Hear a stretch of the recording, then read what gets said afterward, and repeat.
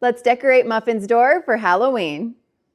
When we added cabinets and decorations to the kitchenette, a lot of you noticed that we do have a kitty cat door. This door does go to our storage room, and so we do have a litter box in there as well. My husband installed it on this shaker door. I'm very thankful. I made it very difficult for him. He had to add some foam and caulking, and so we still need to paint it, but we also need to paint the door jamb as well, so it's fine. The storage room has a cement floor, but we do have a carpet piece there.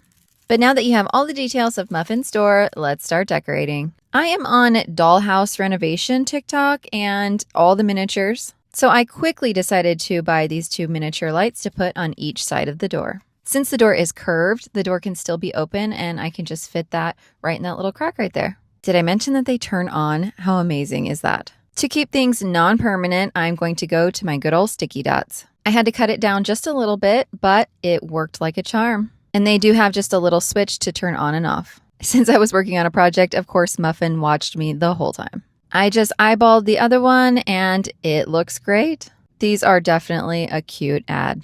For the door, I had thrifted this wreath last Christmas, and so I think I'm going to hang it on the door for fall.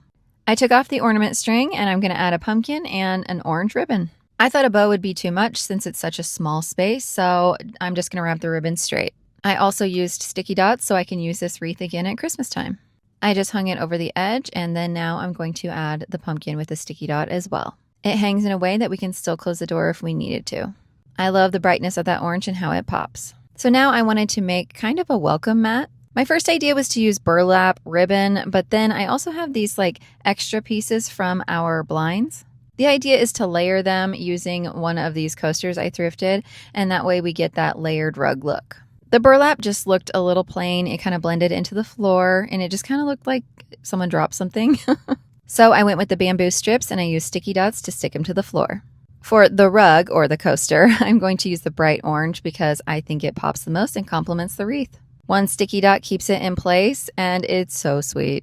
I have a number of small pumpkins to put around the door, but I realized that top part was naked, so I thought about putting them on top. The right side does need a little bit of balancing though, and so I had a flower pot I thought I might be able to work in as well.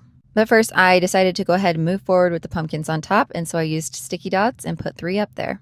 As for the pot, I will have to stick it to the door so it floats and so the door can still open. I wasn't sure a sticky dot would hold, but it did.